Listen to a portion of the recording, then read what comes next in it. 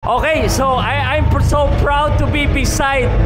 Ito sinabi ko sa kanya, legitimate na depensahan niya at sobrang ganda ng pagkapanalo mo. Congratulations, Melvin Jerusalem. Anong masasabi mo sa pagkapanalo mo dito sa Pilipinas? Sobrang saya talaga, Sir Pao, kasi pangarap ko talaga na makadipisa dito. At itong belt na ito pa yung favorite belt ko na matagal ko ng pangarap. At nadipisa ko dito mismo sa Pilipinas. Alam mo, I'm so proud of you. Pwede ba ako makayakap ako na sa World Champion? Sorry. Grabe. Medyo kinakabahan ako noon kasi grabe mag-build up yung kalaban eh. Galing daw nila. Pero pinabaksa ko agad first round. Nakita ko yung kalaban mo tumingin. Anong naramdaman mo na, uy, napabaksa ko agad yung first round Yung first round, Sir Pao, hindi ko inasahan na ganun yung mangyari na matumba siya. Kaya hindi namin minadali ni Coach kasi alam namin na pagkapag Meksikano, babangon talaga yan. Kahit sobrang rogue niya, nakikita ko na matibay talaga siya. Kaya yun, hindi talaga namin minadali. Actually, we have to give respect to the Mexican. He's tough and he's matapang. He has courageous. Atake ng atake kahit na. Pero grabe yung boxing skills na pinakita mo. Yung right straight mo, bro, pamatay talaga. Sino ba nagturo ng right straight mo? At yung, ano ba yung plano talaga sa laban? Yung plano talaga namin ni Coach, yun pinag-aralan talaga namin, lalo na kapag kaliwete. Tapos binibuild talaga namin yung mga dapat patama kalaban. Binabalik-balik lang namin yung training namin. Kasi ganun lang boxing, training lang talaga, training. Kaya yun, yung power natin, hindi natin inaasahan na ganun yung karakas, yung tatama sa kanya. Training lang talaga namin. Pero grabe, ang ganda talaga ng mga patama mo. Na-surprise ka ba rin sa bandang huli? Kasi nung una, na-surprise ka dahil bumaksak siya. Pero ang dami mong patama sa katawan, sa mukha. Solid lahat, hindi siya bumabaksak eh. Anong nasa isip mo nung gano'n?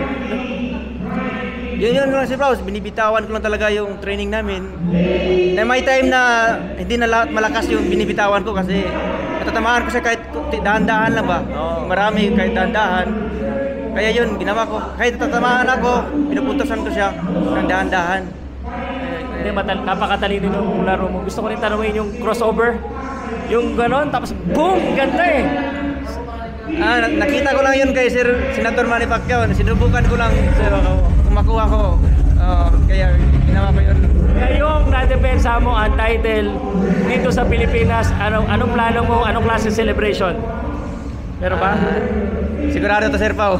Kasi nandito talaga yung support taga Japan na sumuporta sa amin. Sponsor ko, manager ko, saka pamilya ko sa Mindanao, sa Cebu. Pumunta dito, dumayo para lang sumuporta sa laban ko. Oo nga pala, yung nanay mo nandito rin. Ano sabi niya sa'yo after the laban? Niyakap niya ako, Sir Pao. Sobrang tuwa niya kasi ang tagal na niyang hindi nakapanood sa laban ko eh. Kaya pumunta talaga dito at nanood. So, may plano ka bang pumunta ng Bukidnon? Siyempre, taga Cebu. Anong plano? Meron na ba? Yes, Sir Pao.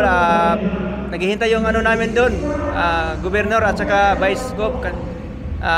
Kasi busy sila ngayon. Good luck nila ako. Yeah. Kasi always sila nagsuporta sa akin. Dati pa, mature pa hanggang ngayon. Hindi lang sila nakapunta. Kaya salamat po, Manolo Portits at saka sa Bukidnon po. Yun. Mamaya sabihin mo lahat ng sponsor mo pero at saka yung mga gustong pasalamat. Gusto ko lang tanungin, so anong sunod ngayon? Nadepensa mo na, baka unification, ano bang mas gusto mo at meron ka bang pangalan na gusto? Yes, Sir Pao. Ginawa talaga namin yung best na madipinsahan talaga natin yung belt kasi pangarap natin na madipinsahan dito mismo sa Pilipinas.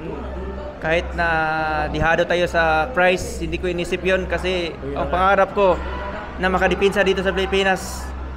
Kasi ito na yung time na World Champion tayo, WBC pa. Darating ang pera, bro. Yes, Pao. Kaya hindi ko talaga inisip yun kasi yung plano namin pagkatapos in God's will ibinigay sa atin na dipinsa natin, unification talaga yung plano namin sa Thailander or kay Colasso. Kaya laking papasalamat ko sa IBF World Champ na pumunta talaga dito si Pedro Todoran. Champ, thank you so much sa suporta mo. Actually, ang dami sumuporta at ang dami mong napabilib ngayon. So ako rin talagang sobrang bilib na bilib kami. Hindi naman basta-basta yung kalaban mo. Siguro na lang, bigyan kita ng pagkakataon na pasalamatan lahat ng gusto mong pasalamatan.